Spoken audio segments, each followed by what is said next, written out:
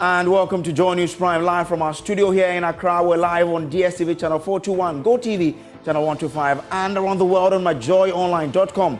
Coming up, Attorney General directs Inspector General of Police to open full-scale investigations into circumstances under which 63-year-old traditional priest allegedly married 12-year-old girl, with the AG ready to commence criminal prosecutions if proven.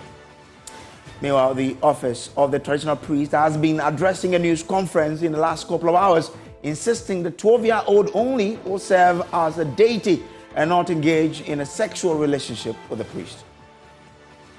Also, prioritizing health sector amid doomsday, Ghana Medical Association demands as it warns of a possible outbreak of diseases from decomposing bodies at the mortuaries.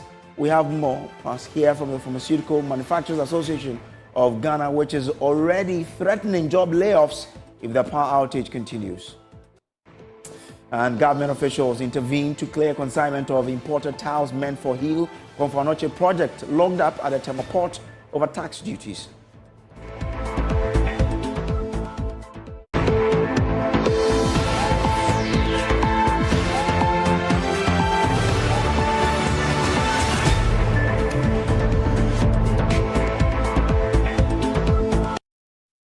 Now, the Office of the Attorney General is today directing the Inspector General of Police to open a full-scale investigations into circumstances under which a 63-year-old traditional priest allegedly married a 12-year-old girl. Now, the AG is ready to commence prosecutions if the allegations are confirmed. Videos of what was supposed to be the marriage ceremony has caused public outrage. In the video, the female master of ceremonies is heard in the local Ghana language instructing the girl to dress provocatively for her husband and disclosing that the 63-year-old priest enjoys romancing his women. Madina MP and Deputy Ranking Member of the Constitutional, Legal and Parliamentary Affairs Committee of Parliament, Francis Xavier Sosu, and civil society groups, including the International Federation of Women Lawyers, FIDA, have asked the police to arrest and prosecute the 63-year-old traditional priest. The 12-year-old and her mother are now both under the protection of the police. The Attorney General's office has waded into the matter. We'll have details of the AG statement shortly. First, here is a news desk report on the matter. In this video, a group of women dressed in white can be seen carrying various items for the ceremony as they walk towards the Bobu Bulobos shrine. More than 10 men are also seen wearing white, accompanying the 12-year-old girl to the ground.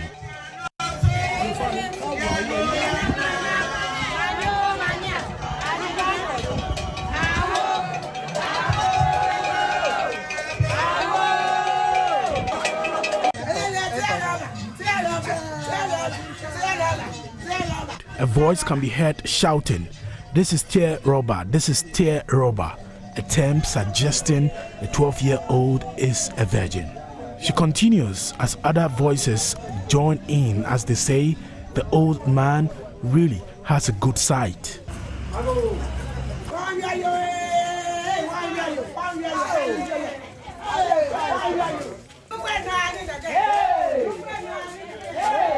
At the ceremonial ground, scores of people, all wearing white, are seen seated for the main event. The MC lists the items brought to the girl. The MC is then heard saying the 63-year-old man loves to play romance and will be engaged in romance today. And that, quote, he will use the girl as a wonderful instrument for enjoyment, unquote. She goes ahead to mention the number of drinks they have brought for the ceremony.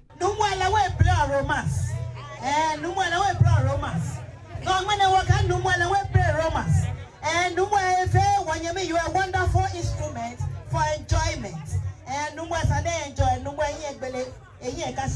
The MC is heard again saying every woman has to smell good at night. They brought perfumes that the 12-year-old can apply at night after wearing her see-through dress. Here was snap, one here was red label, one here was green label, one here was blue label, one here was yellow label. Me chaka si ofensi ana babo temi. Label ye. Ni me chomi ake babi ye. One fe blame makusu. Ena ye one ye wa fractal. Ni telemai ye mi opo ni wakaba. Je no bekake. Aha wale ake away to a man's heart. na machine. Tano ho ni ohale. Ne ye ka tope e ma bo nwani kaga ha bo shishini. Wa here wa ni bi papa ni gba ka ko wo see through eta. Ni mi chomi aka oba shio wo e. Ka ko e patani e. Alo numu ba na ke nwa ko fakanja e ko. But in the last couple of hours, the office of the Embattled God traditional priest has been addressing a news conference. They insist the 12-year-old will only serve a deity and will not be engaged in a sexual relationship with a priest. They insist the rite performed was to signify the holy matrimony between the girl and the Bobo deity and not the priest himself. When we mention Bobo, it is not a human being. Bobo is a deity. If you want to associate this very matter to a human, then when you mention Bobo, add the Wulomo. So we have the Bobo Wulomo, and then we have the Bobo, which is the deity. If Bobo has, through divine intervention, taken our lady who is our queen, then it is the deity that has something to do with our queens, and not Bobo Wulomo as a person. Like people are speculating that Bobo Wulomo has married a younger woman below age. Please, rest. We lay it before you. Because most of these unacceptable statements here and there are from the telephones of people who classify themselves as social media. Bloggers. And bloggers. Wait until we clarify ourselves and get out of this mess. And we are going to, without mincing words, all those that have denigrated the image of the Bobo Wulomo and those persons behind the scenes that want to destroy the integrity and the social well-being and, again, the tradition of the Gadangbe people, we will deal with them. Yes. Because Gadangbe, we have an identity. And our identity has much to do with the worship of our deities and our spirits. If our spirits are doing things with us, we deal with our spirits. If you are not part of us, you cannot decide for us. We are what we are, and we do what we think we can do. Now, the office also denied the priest having any carnal knowledge of the young girl. Now, Yomo Ayemwede is one of the 4 roles played by indigenes of Nungwa of peculiar heritage and ancestry from time immemorial. The title, Now Yomo Ayemwede, which goes with appellation Wadokunyo, says much about how far in time the office goes. The Babu deity has 4 traditional and religious wives in Nungwa alone, and they are Na Ashiele, Na Ohimia, Na Busiafi, and the final one is Na Yomo Ayemwede. Na Yomo Ayemwede performs a peculiar traditional role which is different from the other 3 wives. Na Yomo Ayemwede aids the Babu Romo or the Babu chief priest in performing the special rites for the Babu deity, which includes 1, Didomri Nuwo, which he performs 3 times in a year to usher in the Ekpelejo and Omo celebration for the entire Gadangbe state. She is the mother of all priests and priestesses in Nungwa. We would like to emphasize that there is no carnal relationship or marriage involved as perceived by many. For the records, the other wives to the deity have their own respective legal husbands. Now, the office also disputed the age of the young girl, claiming that the girl is 16 years and not the widely circulated 12 years. The girl in question is actually 16 years old. We accept and agree that by the constitution of the land, she is underage, but she is not married to the Babu Wulomo as it is being stated. That is not the issue.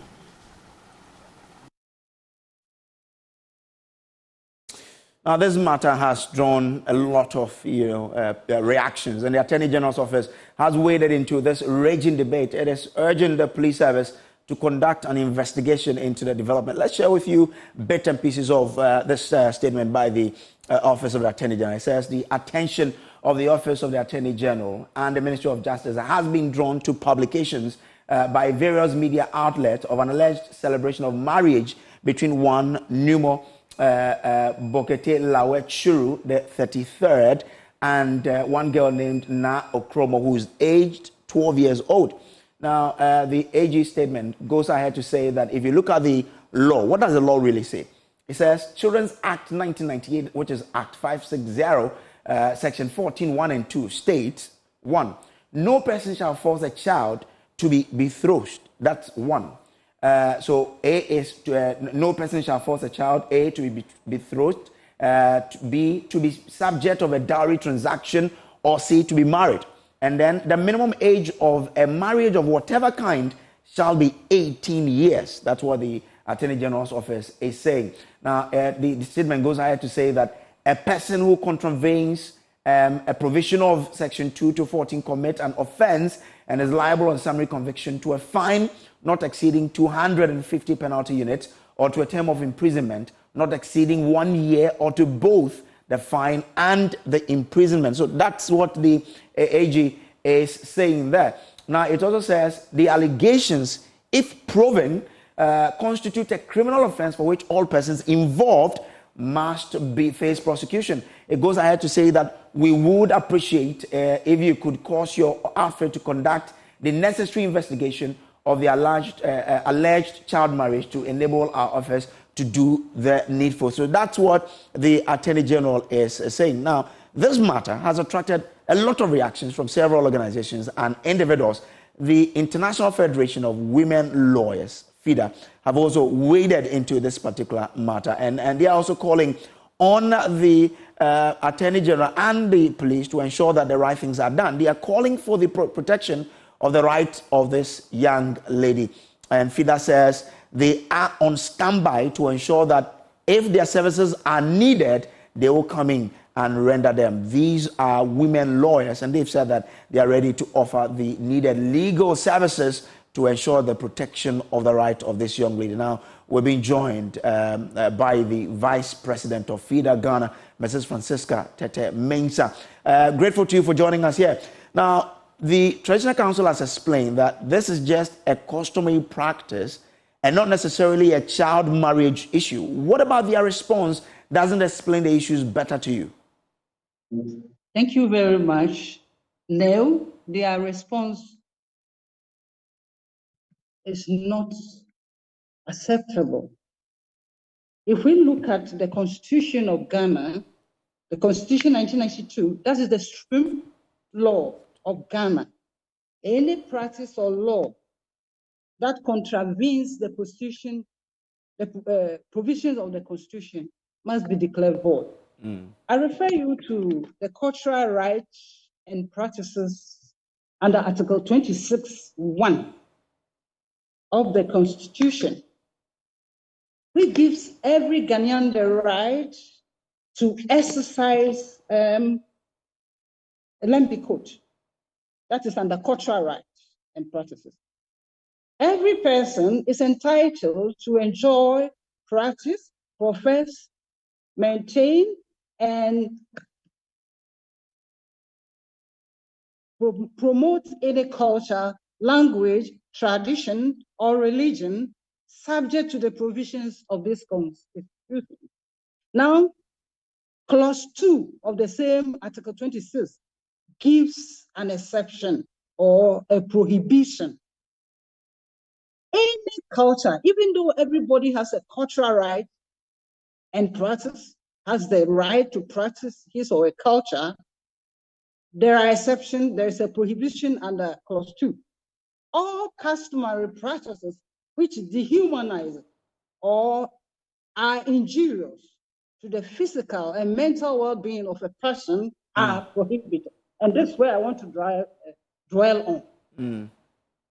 It appears the people of Gangbe or Nungwa State have not taken cognizance of the fact that their cultural practices should be brought onto the provision under the provisions of the Constitution of Ghana. And anything that is prohibited under this Constitution, or anything that contravenes the provision of this Constitution, should be prohibited. But lawyer, isn't the law itself also creating the avenue for the cultural practices to probably exploit that lacuna? Because it is not explicit on the age at which someone can be betrothed. Is that not somewhere that the law is also creating the avenue for people to exploit? Yes. No, the law, there's no lacuna in the law at all. Okay. Now, that is why we have the Children's Act. We have the Children's Act, what you have rightfully referred to. Article 13 emphasizes the same 26 of the Constitution. Article 13(1), no person shall subject a child to torture or other cruel, inhumane, or degrading treatment or punishment, including any cultural practice, underline, including any cultural practice which humanizes or which is injurious to the physical and mental well-being of the child. Okay. Now, a child under 18 is a minor under our Constitution and under the Children's Act. Okay. The minimum age of marriage under the Children's Act is 18. So if the child is 16, he is still underage, and the marriage that has taken place, whether with a spirit or a deity, and the minor, is still wrong. Okay. Because that marriage is child's marriage. I'm grateful. We'll keep an eye on how this travels. I'm grateful to you for joining us. She is Vice President for the women lawyers, who belong to FIDA. Away from that, the Ghana Medical Association is strongly alerting of a possible outbreak of diseases in the coming days if the power situation is not immediately resolved. And according to the GMA, the failure of the ECG and VRA to provide a reliable timetable to help them plan is gravely affecting their work. Vice President of the association, Professor Dr. Ernest York, hints that most of the health facilities are currently overwhelmed, and if the situation continues, children will suffer in the intensive care unit, vaccines will lose their potency, and decomposing bodies at the mortuaries could possibly lead to outbreak of diseases. All we need as those of us in the health space is stable and reliable power. It doesn't matter whose doomsday is worse or is better. We need stable power, reliable power, and a timetable to plan and ultimately to save lives. We're hoping that things will change, but if it doesn't, the way we're going, certainly there will be more queues at the outpatient department because the electronic management systems will be down. There may be fatalities or worsening of patients when we admit them. Surgeries, we know the obvious consequences if lights go off during surgery. Even at the morgue, bodies can decompose, diseases outbreaks may occur. Even the children may suffer in the intensive care, the unborn babies, the born babies. And again, linked to the children is vaccines, because you need a cold chain to preserve the potency. So if they lose that cold chain, they lose its potency, you cannot vouch for its potency to be able to prevent the disease that they want to die. On the other hand, Lucia Dai, Executive Secretary of the Pharmaceutical Manufacturers Association of Ghana, says they will be left with no option than to lay off workers if the unstable power situation persists. If nothing changes, it could be dire. The honest truth is that if there's a lot of pressure on the companies, we would have to let people go home. We have to cut down on production. We would have to find alternative ways of making power available. But if the cost is too much, companies would have to close. And we don't want that. We want to be able to increase the number of pharmaceutical manufacturing companies we have. And so we don't want that very gloomy situation. Everybody's trying to stay afloat. Everybody's trying to do their best. And so we don't want a very dark picture. But it could be that if we are not able to tell what needs to happen and, what's going to happen next. Now, still on the health sector, chairman of the Heal Komfo-Anokye project has told JoyNews that government officials are intervening to clear locked up tiles at the Tema port. Now, this is aimed at renovating the 70-year-old Komfo-Anokye Teaching Hospital in Kumasi, and this effort has suffered a setback following the inability of the project to clear some of the items from the port. The consignment of imported tiles meant for the project has been locked up at the Tema port, accruing demurrage. Now, the project is to pay more than 1.7 million cedis in duties to clear 10 containers of the tiles meant for the project. The Heal Komfo-Anokye project was launched by the Asantehene in collaboration with the CAF to raise $10 million to renovate blocks A, B, C, and D of the hospital. The project was to renovate the almost dilapidated 70-year-old tertiary facility and also serve as a legacy project for the 25th anniversary of the installment of the Asantehene Otumfuo Setutu II. Well, we'll get the latest turn of events shortly, but first, listen to a former minority leader, Haruna Idrisu, who's been criticizing government, attributing the stalling of major health projects to economic mismanagement. You have a government that, in spite of the fact that it has irresponsibly mismanaged the economy, occasioning a national debt of 600 billion, about 78% of our GDP, or probably even more. The consequence of that irresponsible management of the economy is stalled projects, including the Komfo-Anokye 155 million euro project and the modernization of the maternity block and the long-standing uncompleted project in the history of construction of health facilities in Ghana. And therefore, government itself must expect some cost overruns. That is additional cost to the state, that is additional cost to the taxpayer, which is a simple and mere consequence of their mismanagement of the economy. When government claims that it has turned a corner, how can you turn a corner when you don't have a final agreement with the external creditors on how to manage your debt? There is no agreement with external creditors on the management of the external debt. So only God knows when that facility of 155 million euro will be ready for work to commence and for us to expect completion of work on the maternity block and the modernization of Komfo-Anokye Teaching Hospital. Now, chairman of the project, Dr. Samuel Adubuache, has told my colleague Elton Brobe on the Pulse on Tuesday that there is some intervention ongoing to get the items cleared. There have been some very good positive developments since we spoke on the SNS. We've had some very influential officials of government coming around to help us expedite and also take out the components of duty. I think we are currently experiencing connection issues to for the clearing at the port. So currently, as I speak, we've made some positive strides, and that maybe going forward, some of the things having to pay these amounts for duties and taxes.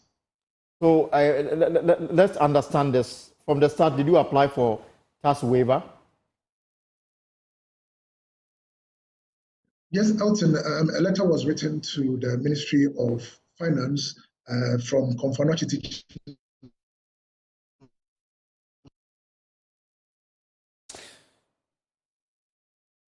Also, we'll be keeping an eye on how this story develops, and we'll update you with any latest info that we do get. Away from that, the Registrar of the Scholarship Secretariat, Dr. Kingsley Agyemang, is advocating for swift legislation regarding scholarship distribution in the country to streamline the process. He highlights the current challenge faced by officers in making decisions due to the absence of clear legislation defining who qualifies as a needy individual for scholarships. Dr. Agyemang's stance comes in response to a recent publication by the Fourth Estate, alleging, among others, that scholarships are being unfairly distributed to well-connected, affluent individuals. In an upcoming interview with my colleague Carlos Caloni, Dr. Agyemang emphasizes the necessity of scholarship legislation to dispel any misconceptions about the eligibility criteria. But the law that set up the secretariat, which group of people are you supposed to target? I'm asking this question because a lot of concerns have come up regarding the way scholarships are being issued. Some believe that under your watch, you've been issuing scholarship to politicians, close allies, those with connection to the top, and those needy but deserving students have been left out. What is the main focus of the Scholarship Secretariat? Okay, so you asked about an Establishment Act. I'm sorry to say that there's no Establishment Act for the Scholarship Secretariat. It's been an issue, one of the key things that I think needs public discussions. If I'm fortunate to go to Parliament. So that leaves you to just do whatever you feel like doing? Oh, everything has to be done in tandem with reasonability. Discretion? Maybe, largely, because there's no enabling act. So questions or issues like, why do you give people to go and train outside when there are similar courses here? I mean, those are very oversimplified questions just to court public sympathy. In Ghana, who we usually refer to as the middle income earners are public sector workers. Public sector workers or civil servants or people of your... You be a high income earner. No, I'm not.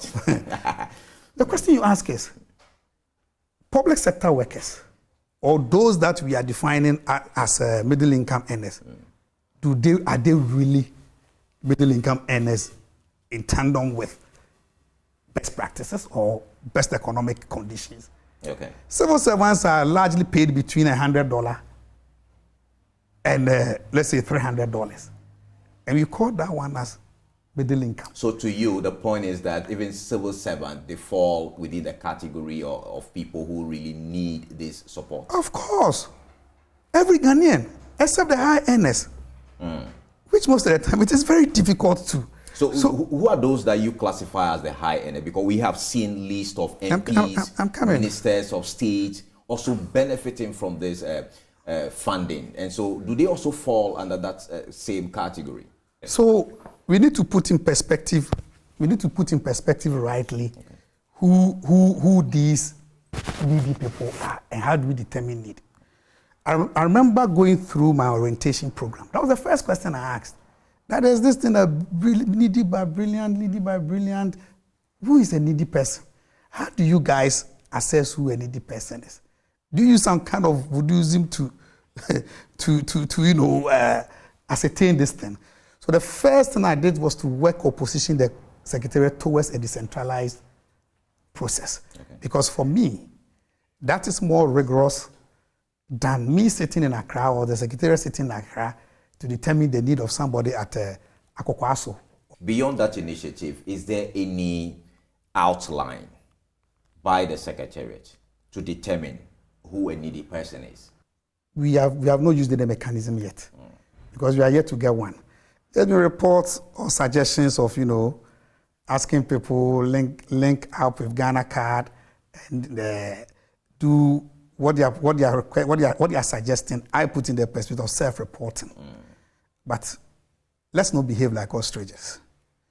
People can have multiple bank accounts in Ghana here.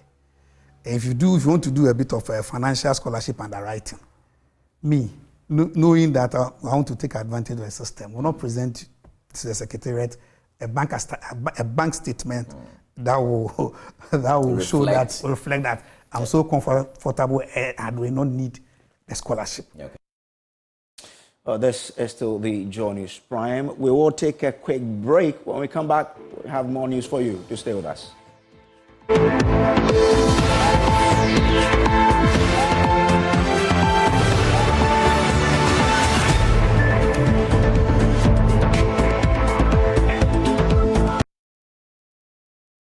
Welcome back to the JoyNews Prime. Now, Minister for Foreign Affairs and Regional Integration, Shirley Ayoko Boche, says her outfit has no intentions of inflicting financial hurdles on Ghanaians with the latest decision by our outfit to increase passport application fees. Already, Ranking Member on Parliament's Foreign Affairs Committee, Samuel Okudzeto-Ablakwa, is asking for a review of the significant hike, saying many Ghanaians will have difficulties paying for a booklet. However, reacting to the emerging concerns, Foreign Minister Shirley Ayokoboche says Ghanaians are simply paying realistic prices. Blessed Soga has more in the following report.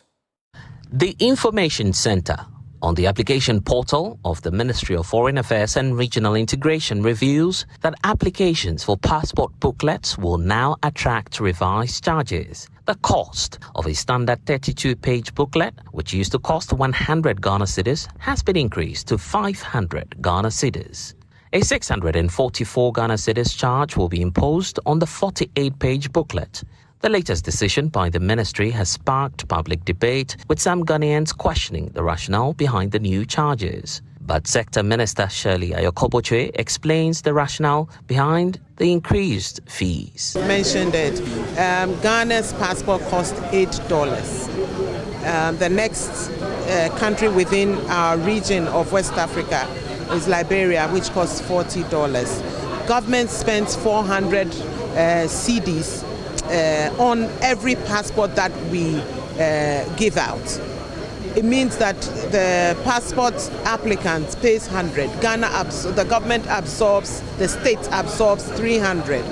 It cannot be the case that it will continue, because it is affecting even our operations. And Ghanaians are complaining that, the service, it takes long to get a passport and all of that. If government is subsidizing heavily passports, it is difficult to provide any good service to Ghanaians. We are the lowest, $8, the equivalent of $8 to acquire a passport. And today, as we speak, we have the national identification that is working very well. So that's our primary source of identification, no longer the passport. And even those who have the Ghana ID, the national ID, can travel into the country with it. So then I'm asking humbly Ghanaians that please, if you do not have need for a passport, and because you cannot afford it, please, humbly, I'm asking you not to go for a passport, because it's no longer your primary source of identification. The national ID is, the Ghana card is.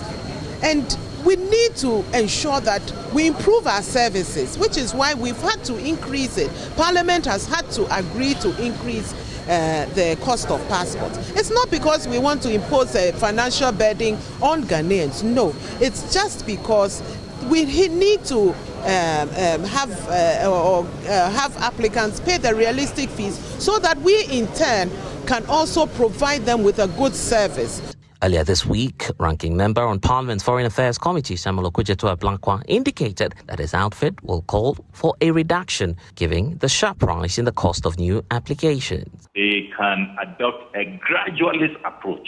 Even that, we said they should adopt a gradualist approach, not in one fell swoop, slapping Ghanaians with these astronomical hikes. But we now know that they didn't take our recommendations. They took advantage of the fees and charges review, inserted it in there, and so it didn't come back to our committee. It was late. And I must clarify that once this is late, it required 2/3 of MPs voting against this ally, because it matures in 21 days. It's like a moving train. But Foreign Affairs Minister Shirley Ayokoboche says the intention is not to impose financial hardship on Ghanaians. With a good experience when they come looking to procure passports. So this is what I can say for now about it. It's not because we want to impose financial burdens on them. No. Thank you. The ranking member of the Foreign Affairs Committee says he will resist this. Is it, if they plan to resist it, they initiate steps to resist it? I am surprised that anybody would say they would resist it, because this came from Parliament. Fees and charges come from Parliament of Ghana. We make a presentation to them. We give them the bare facts of what it is, and they know he's a ranking member on Foreign Affairs, on the Foreign Affairs Committee, and he knows the issues to do with passports, how much it costs and all of that. We've presented to them, the Parliament is aware of this, and this document, fees and charges, came from Parliament. So I haven't heard him say that. I'll be surprised if he did say that because it came from Parliament, and he's aware of the difficulties that we are going through. That he wanted you to introduce the amount gradually. When it was brought to Parliament, they had the concerns that was raised. They wanted the money to increase gradually, not Well, Parliament agreed to increase it, and so it's been done. If Parliament decides that we should go back, we'll have to look at it. It's Parliament that has decided.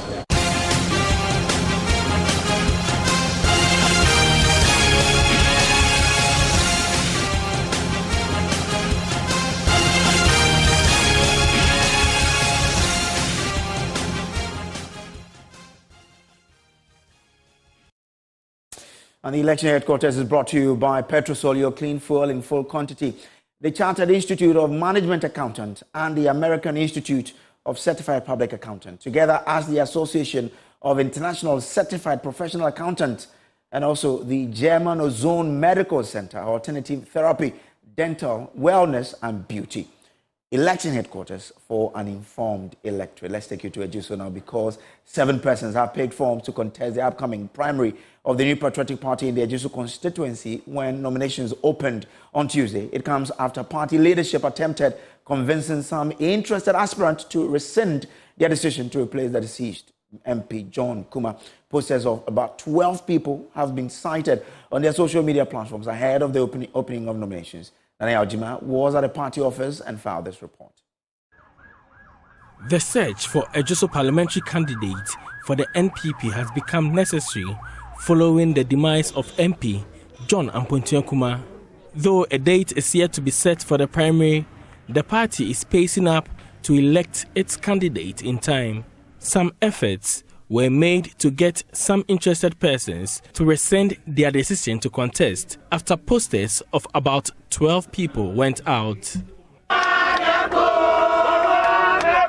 Dr. Evans Dua was first person to pick his form at the party office at Ejuso.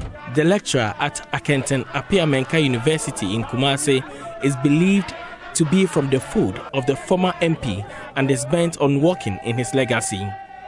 He said that Ejuso Dachi Mrenye, which means that the hope of Ejuso is now. And I'm saying that Ejuso Dachi in Twaso, which means that the hope of Ejuso will continue it. So what I'm coming to do today is to be able to establish and sustain and be able to improve upon the good things that my own brother, Honorable Dr. John Ampontia Kuma, began. Some women are proving strong in the race to replace the deceased MP. Presiding member for Ejuso Municipal Assembly, Helena Mensah, was flanked by some assembly members in the region as she picked her forms. Assembly member for Kwamo electoral area, George Kuntu Blankson, speaks for her. A lot of people went to Honorable Helena Mensah knowing the good work she's doing as the presiding member for Ejuso Municipal Assembly. So upon careful consideration, he decided to come into the contest. So all assembly members in the municipal, together with the presiding members in the Ashanti region, we decided to join her today to come and pick forms. For the fourth time, Abena Pokuya Amwa Boaite will make an attempt to lead the Ejuso NPP. Once upon a time, they said to me, "Oh, ukoeno, afei na waba, into wabe, yeah, marketo. Next time, yeah, beto amao." So, which means that they will do the same to the rest coming. Obia waba foforo, one market mo ho. Na mo ya ade na mo ejuma efata. No brain no die.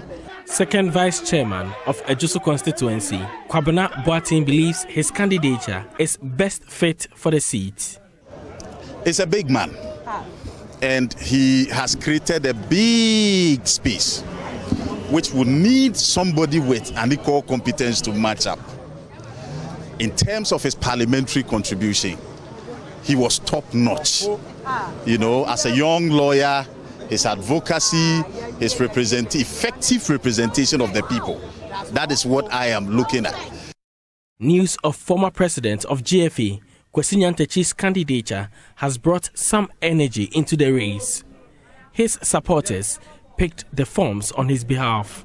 And then everybody knows Kwesi is a big man and a big brain, a unifier, and he have every quality to take the shoes of, or the wear the shoes of John Kuma.